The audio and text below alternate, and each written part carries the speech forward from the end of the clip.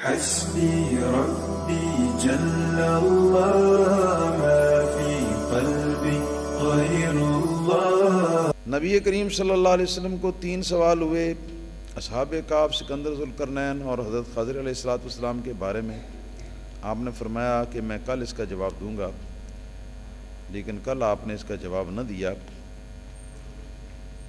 18 دن گزر گئے، وہی موقوف رہی، جس پر منافقین نے بڑی تالیاں بجائیں اور خوش ہوئے۔ حضور علیہ السلام بڑے پریشان رہے اور آپ روتے رہے تاکہ وحی آئی۔ تب ان کو معلوم ہوا۔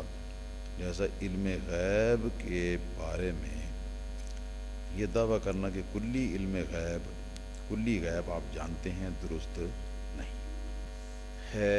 ہمارا دعویٰ یہ ہے کہ اللہ تعالیٰ نے جب سے دنیا بنی اور جب تک یہ دنیا رہے گی، پھر اس کے بعد قیامت قائم ہوگی، پھر اس کے بعد جنتی جنت میں چلے جائیں گے، جہنمی جہنم میں اپنے اپنے گھروں میں چلے جائیں گے، اور آخر کار جب دروازہ جنت کا اور جہنم کا بند کر دیا جائے گا کہ اب نہ کوئی ادھر سے نکل کے ادھر اور نہ کوئی ادھر سے نکل کے ادھر جائے۔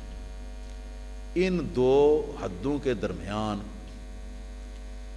اللہ تعالیٰ نے تمام کائنات کا تفصیلی علم سرکار دو عالم صلی اللہ علیہ وسلم کو عطا فرمایا ہے،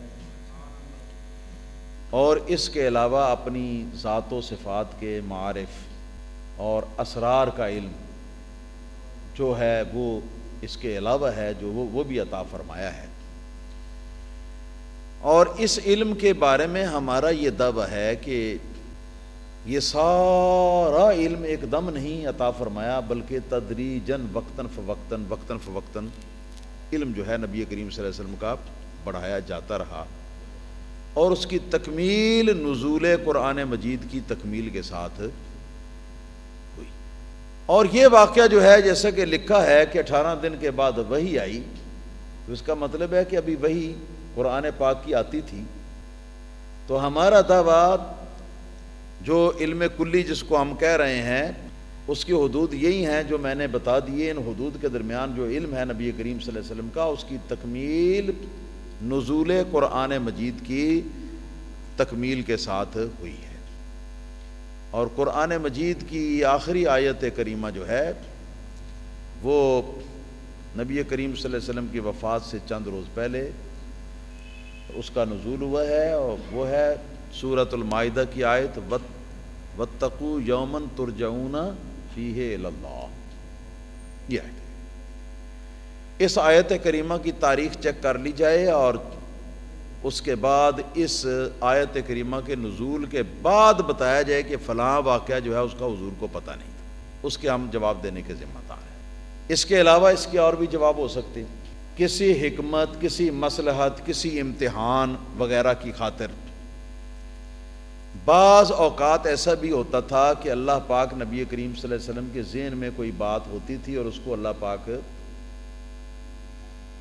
ہٹا دیتا تھا، ذہن کی سکرین سے ہٹا دیتا تھا۔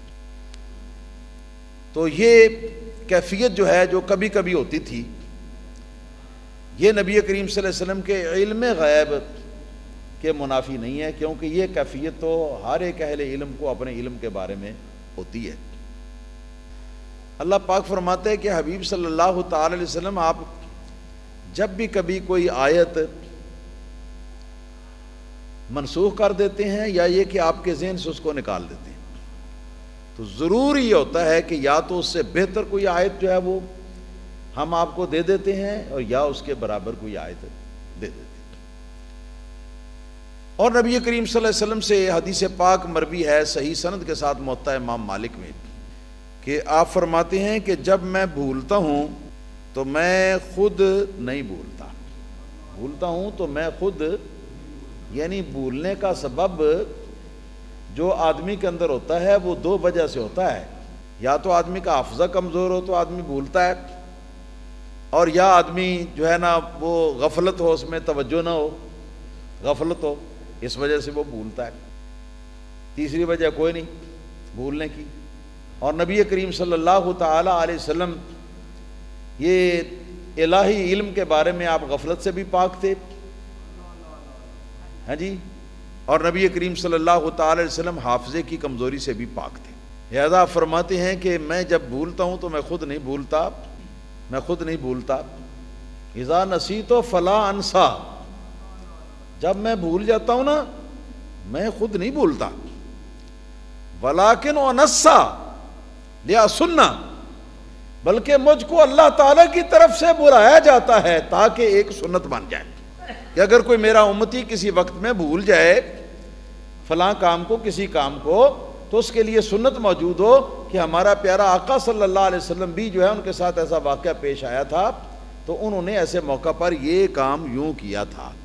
تو حضور صلی اللہ تعالی علیہ وسلم کا جو بھولنا ہے وہ تو بھولنا بھی بڑا مقدس ہے اور بڑا خیر و برکت کا پیش خیمہ ہے. حضور کا ہمارا بھولنا جو ہے وہ یقیناً ایک خرابی ہی ہے، یقیناً ایک خرابی اور ایک کوتاہی یا ایک عیب ہی ہے.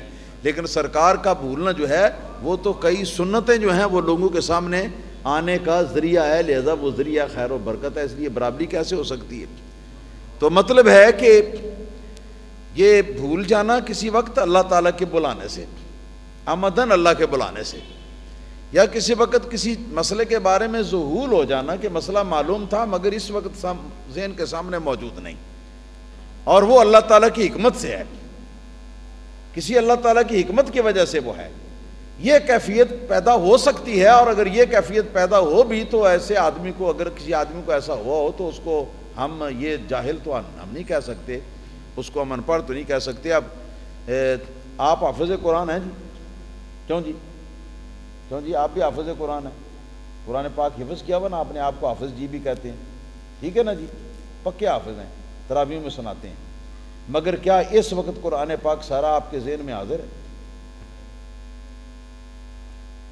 نہیں حاضر.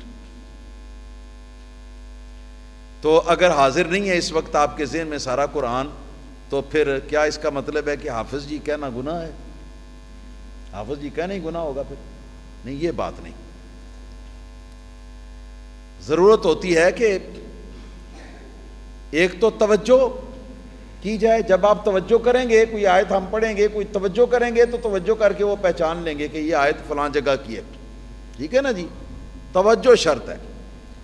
اور یہ ذہول جو ہے، یہ ذہول بعض اوقات اس وجہ سے بھی ہو سکتا ہے کہ سرکار نے توجہ ہی ادھر نہ فرمائی ہو، توجہ دوسری طرف فرمائی ہو. اور بعض اوقات اس وجہ سے ہو سکتا ہے کہ اللہ تعالیٰ وحدہ لا شریک کو کوئی حکمت منظور ہو کہ اس کے بعد جی اس کو اس ذہول ہو جانے کو اللہ پاک جو ہے وہ کسی بات کی خیر و برکت کا پیش خیمہ بنانا چاہتا ہو.